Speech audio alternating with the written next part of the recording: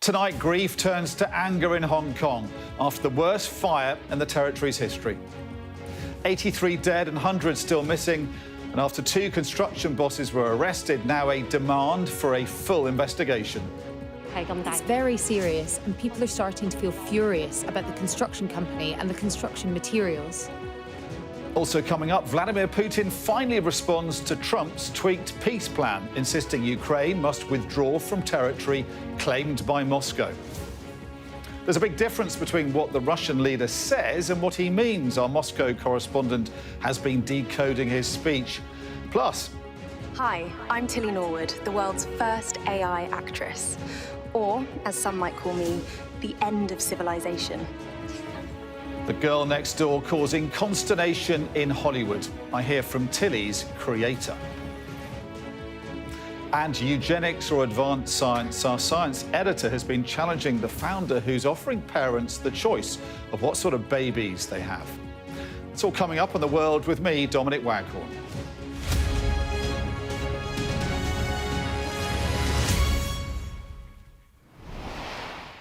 Good evening. We begin tonight with the smouldering ruins of 7 high-rise buildings in Hong Kong. Nearly 5,000 people called them home. Then they went up in flames. Residents have told us alarms didn't sound a warning, and the fire spread so quickly many of their neighbours did not escape. 80 people are reported dead. Hundreds are still unaccounted for. 3 construction bosses have been arrested on suspicion of manslaughter. That's as fire safety experts say the green safety netting that encases the buildings was highly flammable. More on that in a moment. But first, our correspondent Helen Ann Smith spent the day in the shadow of the towers and sent this report. Hidden in the smoke here, there are stories yet untold. Behind every blackened window, a glimpse of the loss and pain and panic, of the screams that went unheard. The sheer scale of the fire at Wong Fuk Court is staggering. A day on and on it rages. Pockets of persistent ferocity, efforts to quell them outmatched. There are still hundreds missing here, and there's an agony to the watching and waiting. Sometimes the grief spills over.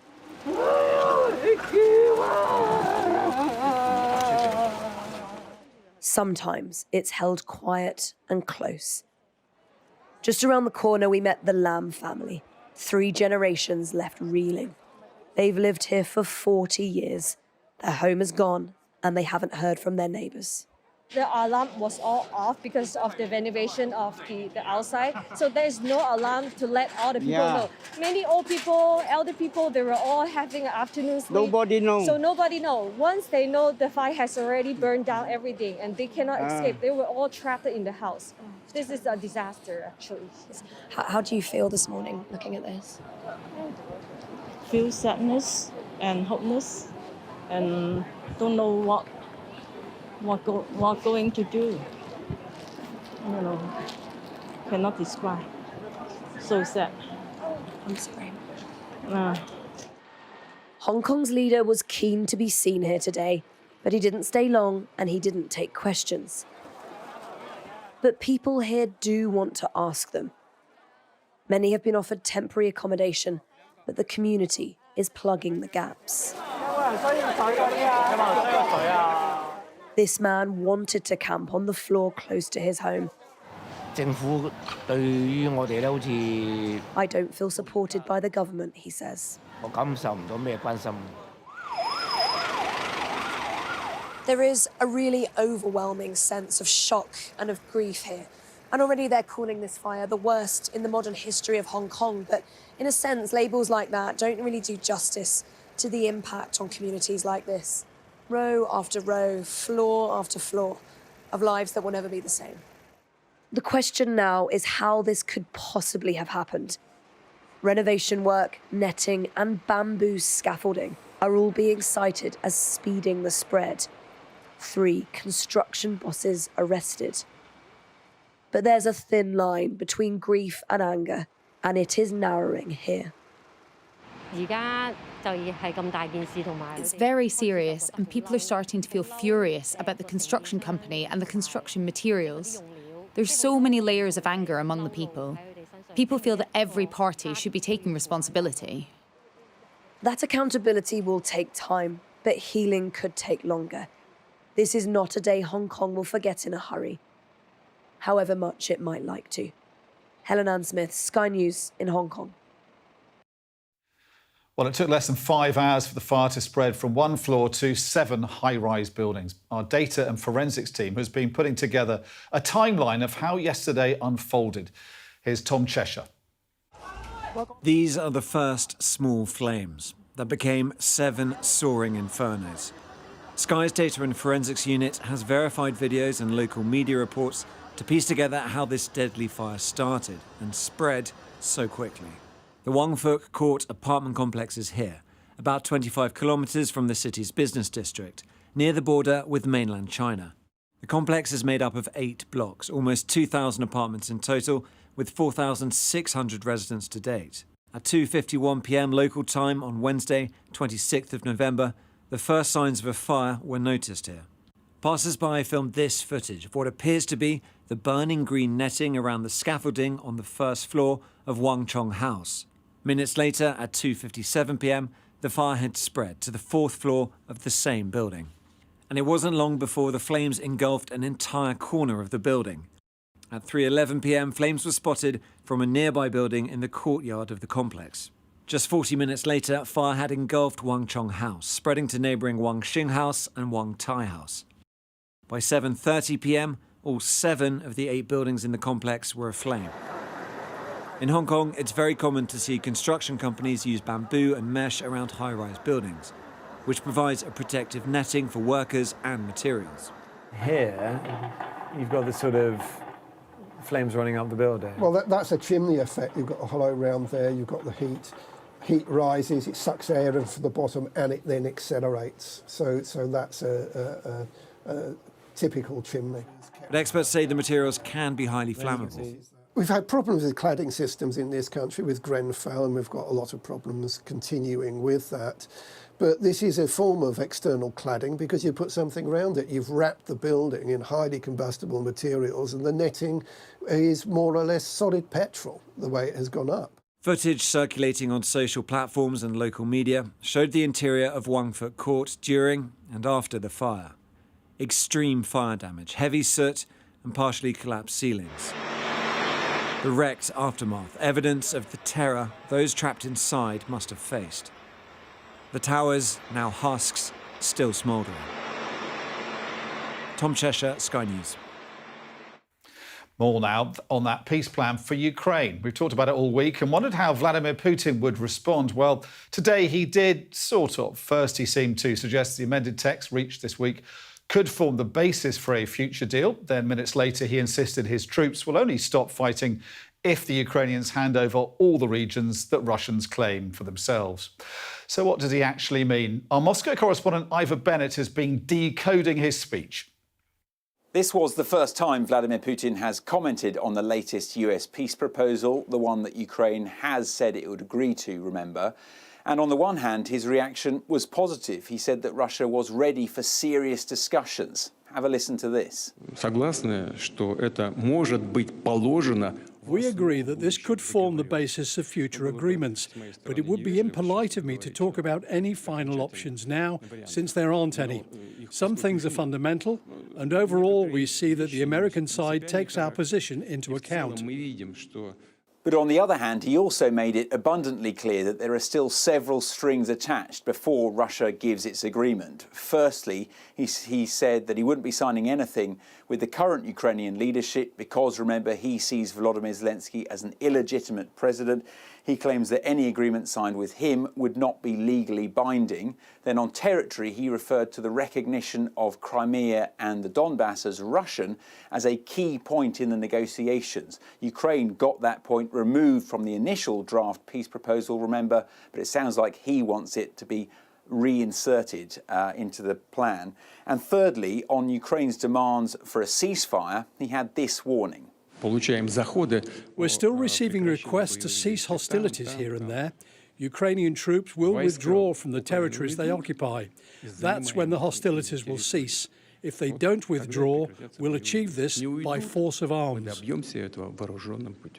And to me, this really shows that despite all of Vladimir Putin's talk of Russia wanting peace, it's still abundantly clear that Russia only wants peace if it's on its terms. All of Russia's demands appear undiluted. So when US envoy Steve Witkoff comes to Moscow next week to seek Russia's approval on this latest peace plan, I think we already know what the answer will be. Yes, but. Now, I want to focus on two women beginning to find success on our screens and in the music charts. Tilly Norwood and Zanaya Monet. Hi, I'm Tilly Norwood, the world's first AI actress. Or, as some might call me, the end of civilization.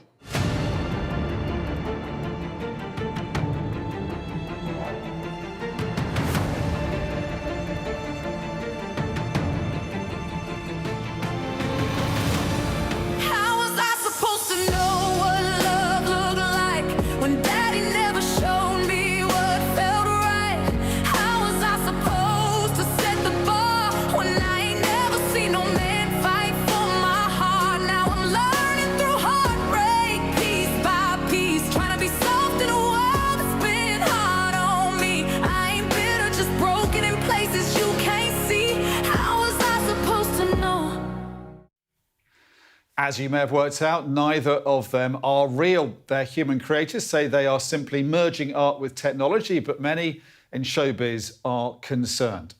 It shouldn't really replace like human creativity, like actual art. It's kind of cheating in a way. Anyone can use. It's not clever. It's like cheating on a test. It is like that. It is. It's having an internet on an exam. It's like create that stuff yourself. And I wouldn't write the exam. You wouldn't or pass have their own AI charts as a separate thing somewhere. So why do we even need an AI actress? I've been speaking to the woman who created Tilly Norwood, Aline van der Velden. She told me this isn't about putting actors out of a job. I could see this creative renaissance that's happening in the AI genre. It's a new genre, it's a new art form. And I love Britain being the creative powerhouse that it is in the world. And so I felt like we should have British talent as part of that creative powerhouse. And so we needed a British superstar. Right, so, and is she there to, I mean, the obvious question is, why have you created somebody who's, you know, that we have thousands of actors in between roles, as they call it, out of work. Why create somebody who is going to replace them effectively? I mean, if you can choose Tilly Norwood at sort of 90% cheaper than an expensive actor or actress, you're not going to choose humans, are you? So why have you done that? So at Particle 6, we actually work with traditional film and TV industry. You know, some productions get stuck, you know, not able to find the last 30% of their budget, and so they don't go into production. Now, with AI, by replacing some of the shots, you know, with establishing shots and second unit, we can actually get that production going and working. And so as a result, we get more jobs, we get more actors working. So that's all really, really positive news. We get more productions going, which is what we need right now because budgets are inflated.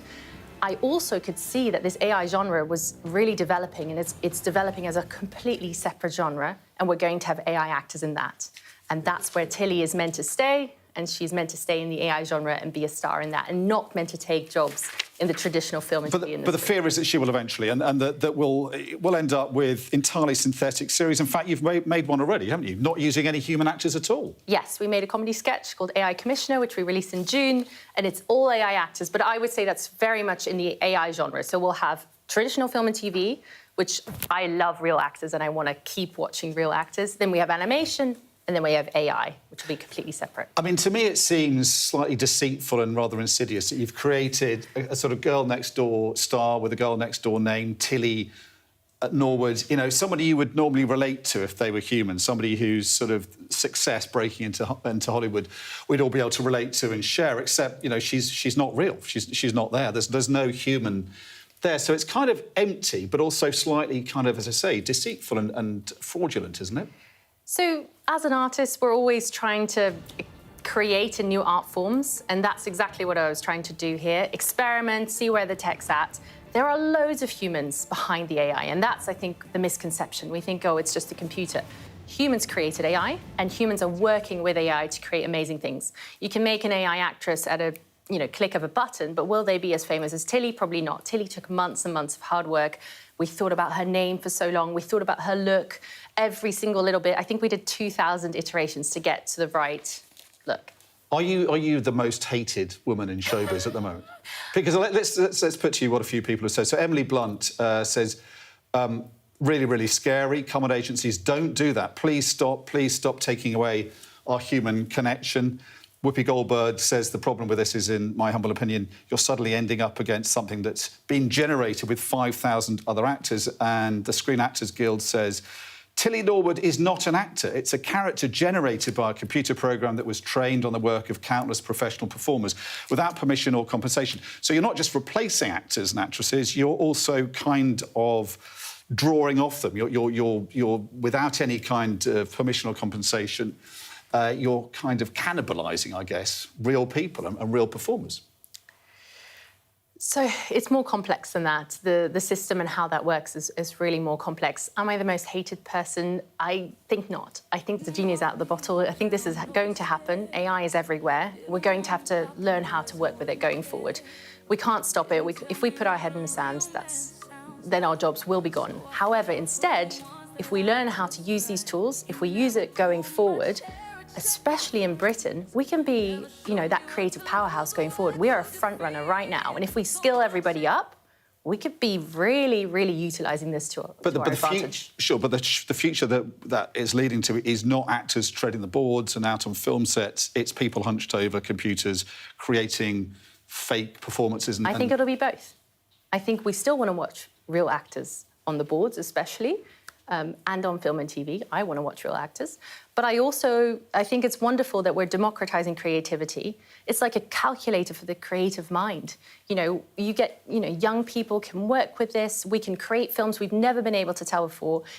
We don't have to limit our storytelling anymore. It's a huge creative renaissance that's about to happen. How do you think humans are going to sort of respond and engage with your creations? Because there's no human backstory, is there? Ultimately, you may be sort of fooled into having some kind of engagement with this bit of software, but it remains a kind of bit of software, doesn't it, at the heart of it?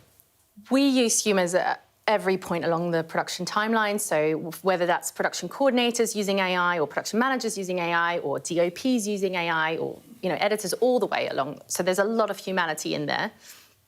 And then going forward, Tilly is like an onion. We're really starting to peel her, and first we start with the name, and that took a long time, and then we started with her, and then we had her image and what she looked like, and now it's about her brain and her personality. And just like a writer would create a character, or an actor would, do a 3D character, we're doing that, and we're building her whole personality so we can all talk to her, chat with her, call with her, even do a FaceTime call with her at some point. And for those who aren't completely sort of bamboozled by this, what is the future for Tilly? What kind of plans have you got for her?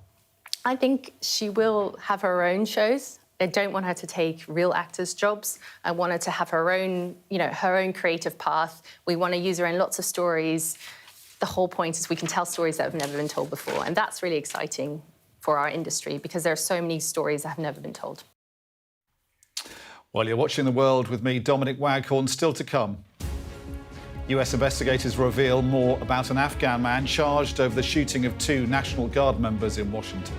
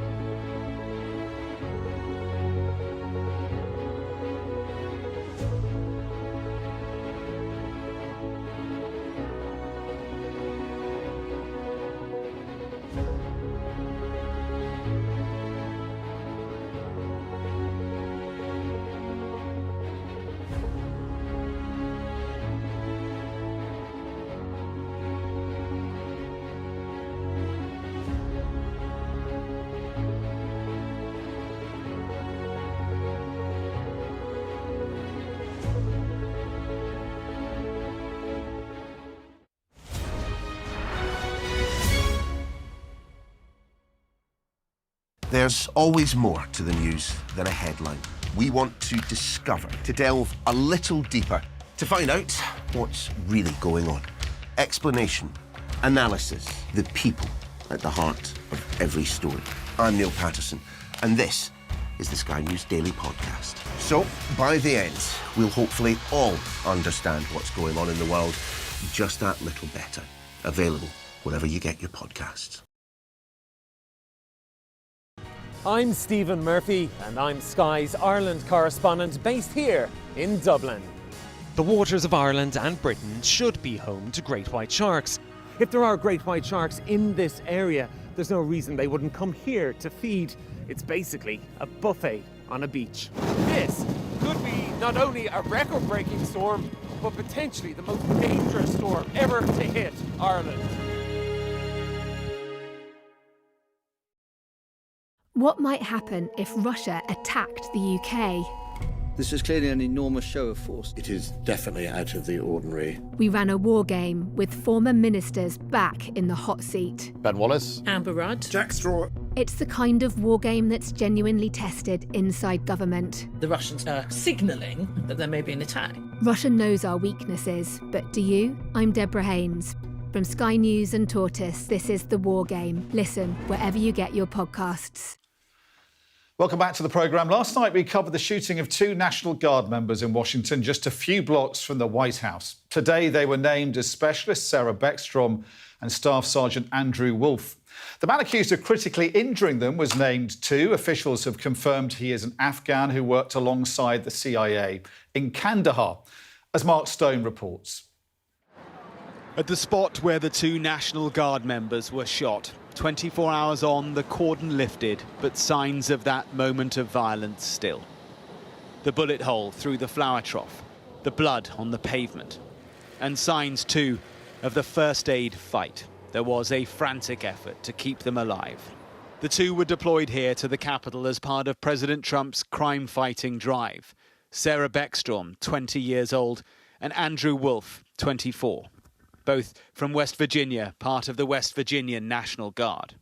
Well, it was 2:15 in the afternoon when the gunman came round this corner, this intersection, just a block from the White House. He was carrying a Smith & Wesson revolver, a handgun.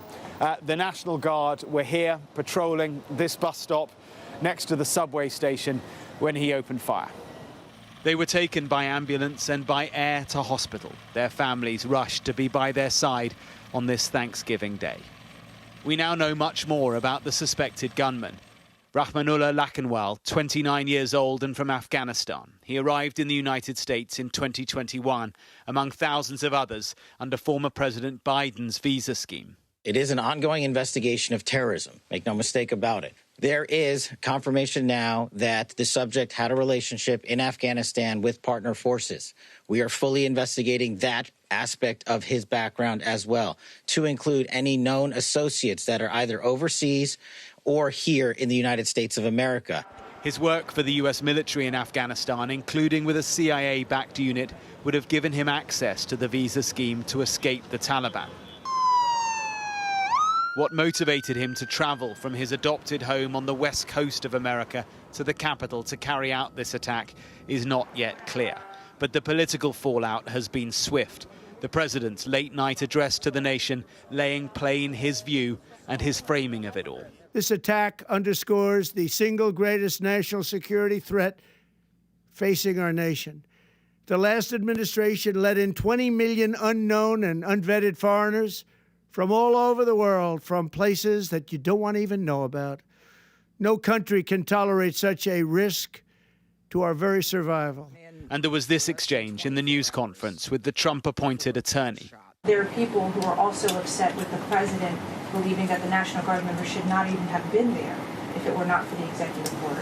I don't even want to talk about whether they should have been there. We ought to kiss the ground and thank God that the president said it's time to bring in more law enforcement to make sure that a city that had the 4th highest homicide rate in the country was that violence was quelled. I'm not even going to go there.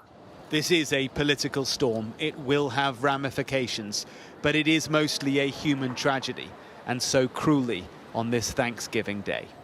Mark Stone, Sky News in Washington. This is The World. Coming up, the man who wants to become Israel's next prime minister tells me how his country's reputation has been damaged by the war in Gaza.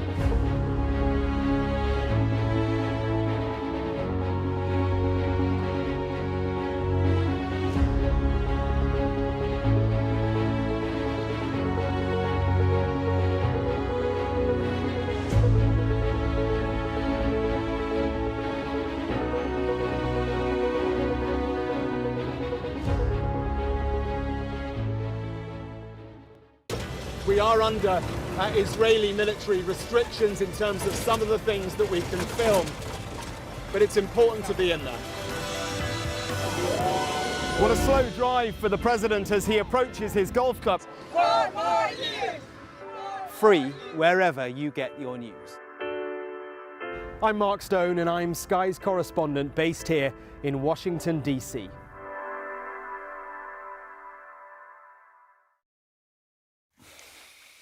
Welcome back to The World. Moving to Gaza now, where since it took effect last month, the ceasefire between Israel and Hamas has been under constant pressure. Phase 1 of the truce is winding up and negotiations are underway on Phase 2, which includes governance and reconstruction. But major questions hang over almost every part of the plan. I put some of them to Israeli opposition leader Yair Lapid, who told me that while Israel's conduct in the war has damaged its global image, he rejects any notion that genocide has been committed. Have a listen. Mr. Lapid, thank you for joining me. Let's start with Gaza, because we're at a kind of watershed moment, aren't we? That we have the ceasefire in place and we can start to take account. Let's show you some pictures our team took inside Gaza last week. And I just want to get your response to that, because, you know, we've seen the drone pictures, but it is profoundly shocking, isn't it, to look at that? Yes, of course. What devastating. What goes through your head and your devastating, heart when you see those pictures? and without getting into the important questions of who is to be blamed for this, it is part of the problem we had with the Arkan government is the fact that they were reluctant to say we are sorry to see people's lives shattered this way, especially when children are dying. This happened because of Hamas going into Israel on October 7th. This is happening because of Hamas using his own people as human shield. And you have to understand that underneath this horrible sites is Hamas city, in which everybody is fine. But when we look at these pictures, I mean, those are homes, aren't they? Those are where people this is what used to war live, looks like. This is what war looks like. Do you think the IDF went too far, though? No, I think the IDF was fighting for our lives. I think people need to remember we were engaged in this war because we were protecting ourselves and because we had to get rid of Hamas. Otherwise, it will happen to us again. This is what war looks like. But you said the IDF behaved honourably. Do you still stand by that, given that kind of death toll? I think war is horrible. And people need to understand this is a war that the terms of engagement were set by Hamas. And what we see here is the result of the brutality of Hamas, not only towards Israelis, but also towards their own people. So this is what you see. What do you think the damage to Israel's image has been? Because you're a media man before you were a politician. Mm-hmm. How much of a dent has Israel's standing taken in the world after this war, do you think? Quite a bit. And of course, the current government didn't help. I mean, when ministers are saying things like we have to nuke Gaza, so we know them and we know they account for nothing, but people abroad does not. The perception out there, the consensus amongst many people, particularly the young, is that Israel is engaged in a genocide. Can Israel, whether that's right or wrong, can Israel recover from that, do you think? Well, isn't it important if it is right or wrong? I think it's important. It is wrong. This was not a genocide. This was a horrible war in a very dense populated area. And by the way, it was examined, it was not genocide. And the fact that people are getting their educations through TikTok doesn't make them right. It just makes them ignorant. Well, the ICJ is still deciding whether it's going to be a genocide or not. Well, OK. What we had here is unprovoked attack on Israel, and then Israel fighting a horrible terror organization. But the truth is the jury's still out on whether it was a genocide. It's certainly in the ICJ. I'm no representative of the government. I'm the leader of the opposition. I disagreed with a lot of things they've done in the last 2 years, but this is not genocide. And the other International Criminal Court, the ICC, has obviously indicted your Prime Minister and your Defence Minister. Should they now be handed over? If you were Prime Minister, would they be handed over to the ICC? No, because I want to see first ICC being that targeted on Hamas and on Hezbollah and on Iran, on Khamenei in Iran. The double standard here is amazing to me. And again, I'm no defender of Prime Minister Netanyahu. I'm his primary political, I don't want to say enemy, but rival. Still, the hypocrisy is unbelievable. Now, you're forcing a vote, or not forcing a vote, you're pushing the vote in the Knesset next week on the 20-point Trump plan. Yeah. And part of that, envisages a credible pathway towards a Palestinian state, which you favour a two-state solution. Naftali Bennett has said the idea of forming a Palestinian state in Israel has reached a dead end. Never in the history of the Jewish people has so much energy been invested in something so pointless. We should put the idea behind us. Does that make it impossible, really, for you to sit in the government with him? Now, the thing about the 20 points plan, we need to put this on Knesset's table in order for the world to see, and the Americans to see, and the American president to see, that the entire Knesset, opposition and coalition alike, are cheering for the effort. And I'm calling upon Prime Minister Netanyahu to bring the entire coalition into this vote, even as a token for our appreciation for what President Trump has done for us. Because the expectation is it's going to get blocked, isn't it? Because it includes that reference to a Palestinian state. Well, we have to remember, Prime Minister Netanyahu has announced that he's accepting the 22 plan. He just did it in a tweet instead of a decision of the Knesset. And now all I want is to bring it to Knesset just to have joint forces of coalition opposition supporting the plan and supporting the efforts of the president. Just finally, do you think the Netanyahu era is coming to a close? Has he run out of road, do you think? And is he going to get blamed for October the 7th? Yes, I think it's tragic to end your career this way. I think it's coming to an end. I think it's been in power for too long. You remember the famous Lord Acton saying about power. And I think it's about time. And I think, yes, from all his deeds, and he did some good for the country. We worked together in the past. The fact of the matter is he's going to be remembered most by October 7th, and the tragedy includes, apparently, his legacy. Well, we're going to focus on Nigeria now because nearly 300 school children were abducted in the past 2 weeks there. That number jumps to 1,500 if you go back to 2014. Some of them have returned home, but many have never been released. Every day I'm depressed, no food, every day crying and fasting. Bring back our children, please. We are seeking help. Some of the children escaped by the will of God, but my son did not. I was told that he was helping the younger one to escape through the fence, and it was during that process that he was kidnapped. So those are just some of the parents of students abducted from a school in northern Nigeria just last week. So why is this happening again? I'm joined by Daniel Bwala, Special Advisor to Nigeria's President Tinubu. Daniel, thank you so much for coming in and talking about this. Thank you for having me. I mean, it's a national tragedy, isn't it, when you lose that many school children? They're still lost. I mean, somehow 50 escaped and have been able to get back home. Yeah. But I think a lot of people haven't really heard the details of what happened that night. So fill us in on first of all, what actually happened to these children. Yeah, so what we know is that in this kind of asymmetric war, the insurgents or the Boko Haram take advantage of soft targets.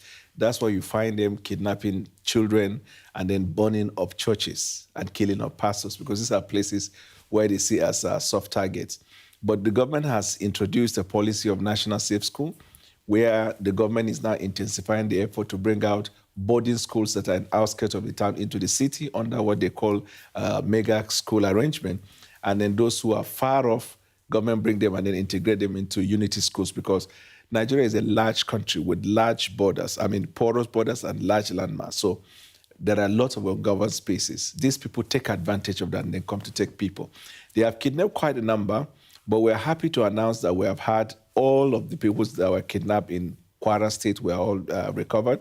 And then the school in Kebbi, where about 26 or so of them recovered, and government is still making the effort to get more of the people who are kidnapped back to the families. So how were they kidnapped? So the government just arrived at their school and at gunpoint took them away? Simple as that? Yes, definitely that's what they do. We don't have the, so to speak, video of how they came in, but we know that they came with their guns. Sometimes they use the motorcycle and then they take the children with them and then disappear to the thin air. So the approach government is given is that because the Constitution of Nigeria is quite clear, the responsibility of government is to preserve the life and the properties of the people. So whatever it will take for you to recover them, whether it is by way of force or by way of negotiation, whatever it is that will be required to bring them home is what government is committed to do. But much more than that, we're committed to ensure that it doesn't happen again. Sure, but are these children who are still currently being held, is there any ransom for them? Have they been in contact, the kidnappers, with the school, with the parents? At the federal government level, there has not been any ransom given. But we have over time where state governments, sometimes when the incident has taken place in state, where the governors could do that without the support, or so to speak, of the federal government. But there are instances where sometimes government may also have to, if it needs to, in order to rescue the life of these people, negotiate. I think going back to 2014, the Boko Haram kidnappings, I think I'm right in saying that 100 of the girls who were taken then are still being held by kidnappers. Yes. And because they changed location, we don't know where they are, right? But what the government is doing, because what happened was 2 days ago, the president introduced an emergency orders where we took out measures now to ramp up the number of the security forces. For example, you know that the population of Nigeria is over 230. We have less than 400,000 armed forces. We have less than 400,000 police.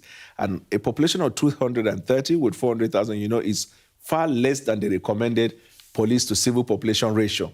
But the president ordered that the police should increase the number of policemen. They already had started the 30,000. He has added for additional 20. So we're going to have 50,000 policemen to be recruited and trained in the camps where we used to have the National Youth Service Corps. But it's not enough, is it? And this has gone on for more than 10 years. I mean, you say it's a huge country. Right. It's also a pretty well-resourced country, and I think it's got the third biggest military in Africa. As you say, it's vast. It's very hard to protect all of that. Right.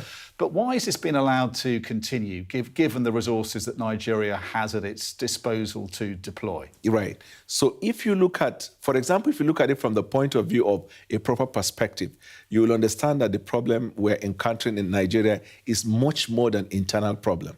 There are foreign interests in Nigeria, carrying out some of these things in our Sahel, especially in places where we have the natural resources. After the ousting of Gaddafi, there is this proliferation of arms. So from the Sahel, you find lots of them coming in. So we also have about 3 or 4 of our neighboring, countries that have defected to a military regime. So the dynamic is complicated. But the government, what the government is doing, and that's why we just started a relationship with the U.S. government to look at what we need. We have the equipment and the military hardware that we have. It's not sufficient to deal with that situation. Well, we'll get on to what the Trump administration is saying about Nigeria. But let's give a sense of what Nigerians are saying. Catholic bishop for the area where the kids were taken said no meaningful effort has been made by the government to secure the release of the children. One of the parents of the abducted children said our children were kidnapped, but the government doesn't seem to pay attention to it. Chairman of the Christian Association of Nigeria in the northern region, Reverend John Hyab, said people want to see concrete action. The pains and the trauma are still very fresh. So there's a kind of sense there that people don't think the government's doing enough. Reverend John Hyab is someone I know. He's in Kaduna. He will be the first to tell you the progress we have made since this president came on board. The Kaduna where he comes from, we used to have large cases of insecurity, massive one, but they have relative peace in that place. There would always be agitation by citizens because there is so much expectation on government. So I don't think we're waiting for a day where everybody is going to say we're satisfied with our government. I've not seen any country of the world where the people are satisfied with their government. I mean, here in England, you see people even calling for Kistama to leave. In America, with all that Donald Trump is doing, people are not satisfied. Well, for very different reasons, obviously. Yes, but the thing is, children kidnapped by armed gunmen. Can we just so our data and forensics team has given a good sort of look at this as to what's going on now. What they've sort of come up with and some statistics, which I think is quite useful to look at. Roughly 45% of Nigeria's population is estimated to be Christian or Muslim. Now, the data they found shows almost 2,000 incidents of militia violence against civilians in 2025. It's resulting in more than 3,300 deaths. Of these, there were 17 recorded attacks on churches, 23 on mosques, and those led to 11 recorded deaths. So 17 on churches, 23 on mosques. And those led to 11 deaths, I think, and 48 deaths from, so 11 from church attacks and 48 from recorded attacks on mosques. Now, while clearly the violence is against both Christians and Muslims. And I'm glad that your data is suggesting that there are more cases with the Muslims than there are with the Christians. Right, so how do you feel that when Donald Trump and others in America are giving the impression that there's a genocide against Christians underway in Nigeria? In the case of Donald Trump, it's a peculiar situation because, for example, you have the Transparency International, United States Institute of Peace, State Department, and many other multinational and non-governmental organizations in Nigeria who have come up with their reports on the crisis situation in Nigeria. Not a single one of them mentioned that it's a case of Christian genocide. But the Senator Ted Cruz, and then Congressman Riley Moore, they relied on a report by what they call Inter-Society, Civil Liberties and Human Rights, the report that was produced by that organization. First of all, if you look at the report on the face value, you can look that up in their website. Flawed, because even how they procured the data was questionable. Number two, there are apologies of a separatist group in Nigeria, IPOB. And number three, the data they reeled out were false because it has been confirmed by many of these multinational organizations. And yet, 5 days ago, President Trump posted on social media, if the Nigerian government continues to allow the killing of Christians, the USA will immediately stop all aid and assistance and may very well go into that now disgraced country, guns a-blazing. That's what he said about 3 weeks ago, huh? It was 22nd of November, I think. But, I mean, regardless of when he said it, how does your president feel about that kind of bellicose language? First of all, when it first came, it came to us as a surprise. Why? Because 2 months earlier, we arrested the terrorist leader of Ansaru, which was in America's, terror list. And they praised the Nigerian government. 3 months earlier, we also had some of the bandits surrendered. The U.S. Embassy in Nigeria praised us, so we thought we were on the same page. Then we heard what Trump said, which was surprising. But at a point, we decided to throw away the rhetoric because we knew his basis was founded on a falsified and faulted report. So we felt at this point it is engagement with the US government that will help us identify where the problem is and then synergize on how we can cooperate. We have gone past that stage now. We are on the table and we're looking at ways by which we can enhance our cooperation. Daniel Bwala, thank you so much for coming in. Good to talk to you and to get the insights of your government into what is clearly an ongoing story. Right, thank you. Thank you. So this is The World with me, Dominic Waghorn. Next up, the adverts raising new questions about picking and choosing the genes of future generations.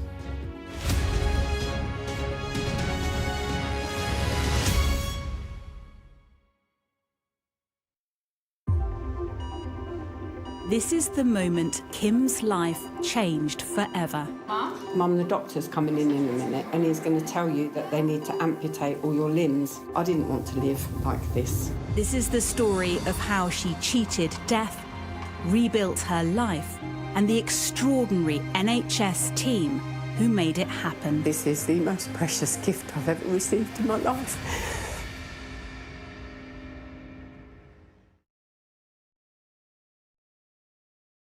Mr. Trump, James Matthews from Sky News. Hey, James.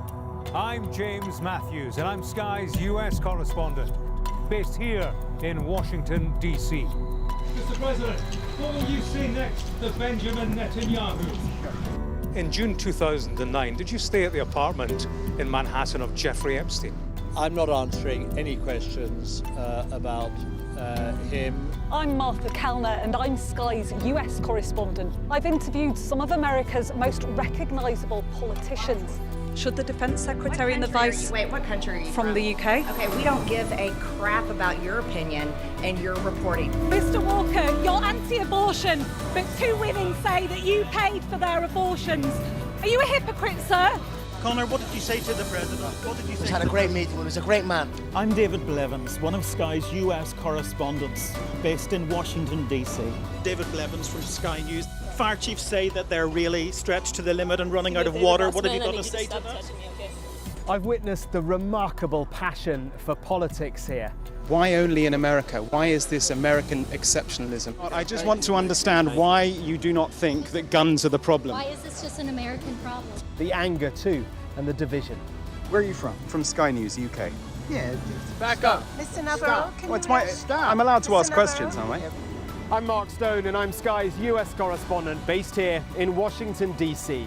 Vladimir Putin calls you outstanding, Mr. Musk. Has your ego and ignorance cost Ukrainian lives? David Cameron needs to worry about his own country, and frankly, he can kiss my ass. Mr. Patel, did you endanger public safety when you said the killer was in custody? Free wherever you get your news. What words do you have for Harry Dunn's family today? Have a nice day. Do you fear a fourth indictment?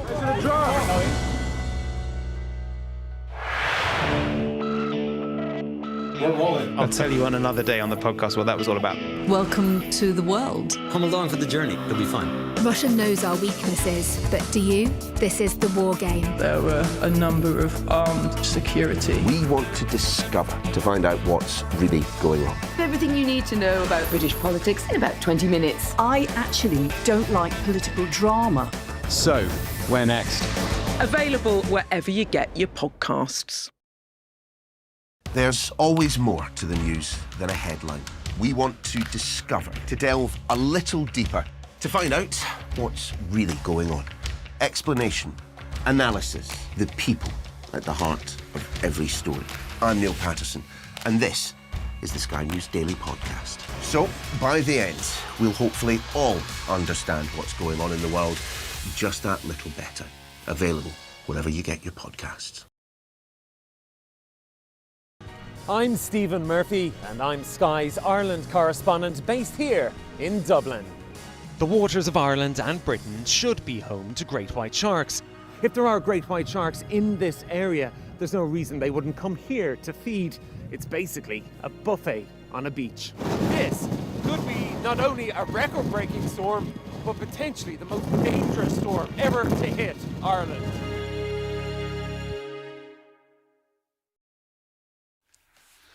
Welcome back. Well, we talked about it earlier this week. Today we got the official announcement. Emmanuel Macron has unveiled a new voluntary national military service for France due to start next summer.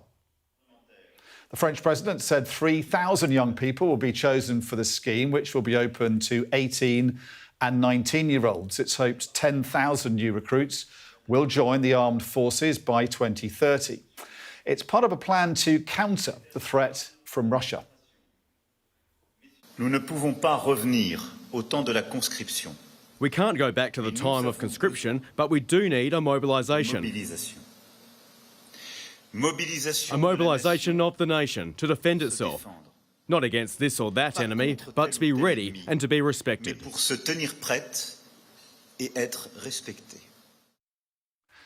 Emmanuel Macron there in France talking about national service for young French people. Well, let's focus on genes now. You'll remember this advert from a few months back.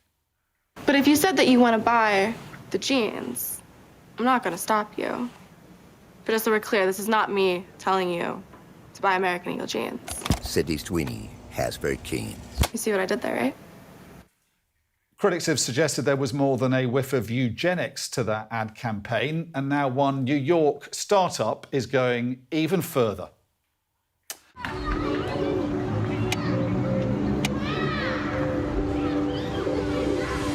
I'm so excited today to announce the launch of Nucleus Embryo, a genetic optimization software that helps parents give their children the best possible start in life. This announcement also marks the first time a company has openly partnered with a couple to help them optimize their embryos based on intelligence. Now, the clinic behind that service has come under fire for offering parents the opportunity to select the traits of their future babies. The company is claiming it can help optimise a baby for traits like autism, eye colour or intelligence. So has the science caught up, and are they actually offering a real choice? Our science editor Tom Clark has been speaking to the chief executive of Nucleus Genomics. Have a listen. I think what we do is we give parents more information on their embryos. Genetics is one tool parents are going to use to give their child the best start in life, but it's one of many tools, right? Whether it's wanting to give your child the best education, right? Giving them the best nutrition, the best highest quality food, making sure they're safe, etc. DNA is just one way that parents can help basically start planning for the health of their child before even conception. There's such a thing as the best baby, right? Best is in the eye of the beholder, best is in the eye of the parents. There is no universal ideal for best. And that's really important. I think sometimes people might look at this and say, oh, are you saying that this is better than this? Absolutely not. What we're principally saying is that, what is best, what is great, is using, if you want, this advanced science to help reduce disease risk. And if you're interested, predict something like the height of your baby. Obviously, on some of those single gene or multiple gene disease risks, it's pretty solid ground to advise a parent, we picked up this mutation in one of your embryos and you might want to think about avoiding that. But for the polygenic risk scores, so the stuff like IQ, height, quite a lot of diseases, heart disease, those are only going to give you a bit of a steer. How much care are you taking that your customers aren't persuaded into thinking they can choose their baby just like a new car? We take exceptional care with that. So you make really good points, right? People's models of these things is that there's a single bad genetic marker in the DNA that changed, and then it caused a change in some phenotype, right? The reality is, for something like height or diabetes or cancer, it's not driven by one genetic marker, but actually millions of genetic markers throughout the entirety of someone's DNA. And so what that means is it's not yes, no, but it's actually more a spectrum. It's a probability, right? Are you more likely to get something versus less likely to get something? Nobody wants DNA to be absolute destiny. It's not, but even if it was, you wouldn't want that, right? And so I think, we lean into that, and that's what we express to patients. Well, we'll end with pictures now from Hong Kong, which are pretty sobering pictures, really. These are the high-rise blocks that went up in flames more than 24 hours ago now. shrouded in the burnt remains of the casing around those buildings, the bamboo scaffolding, but also that green sheathing, which does seem to prove to be a terribly flammable combination. And bear in mind that we think at least 80 people have died in this inferno and around 270 people still missing in those buildings. So, as I say, sobering pictures from Hong Kong as an investigation's just really started being underway as to what on earth went wrong there. That is it from me and the team tonight. The World is back on Monday from 9 p.m. Anna Botting is coming up next with Sky News at 10. Goodbye for now.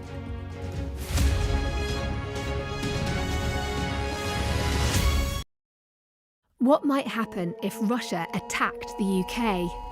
This is clearly an enormous show of force. It is definitely out of the ordinary. We ran a war game with former ministers back in the hot seat. Ben Wallace. Amber Rudd. Jack Straw. It's the